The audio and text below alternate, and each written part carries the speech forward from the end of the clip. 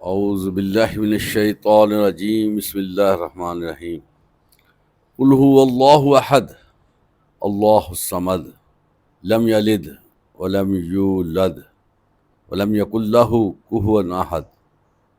کہہ دیجئے اللہ تنہا ہے، اللہ ہی بے نیاز ہے، نہ اس نے کسی کو جنا ہے اور نہ وہ کسی سے جنا گیا ہے، اور اس کا کوئی ہمسر نہیں ہے۔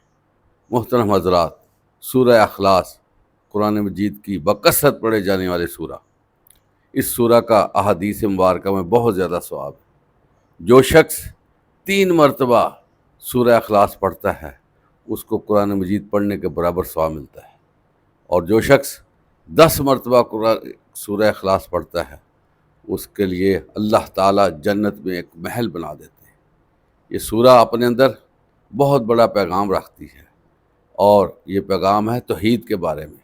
اللہ تبارک و تعالیٰ کہتے ہیں کہ میری کسی کے ساتھ کوئی تعلق داری نہیں، میں کسی کے ساتھ فزیکلی تعلق نہیں رکھتا، نہ کسی کا باپ ہوں اور نہ کسی کا بیٹا، اور کوئی بھی میری صفات میں میرے لیول پہ نہیں ہے، سارے لوگ میری مخلوق ہیں اور میں سب کا خالق ہوں۔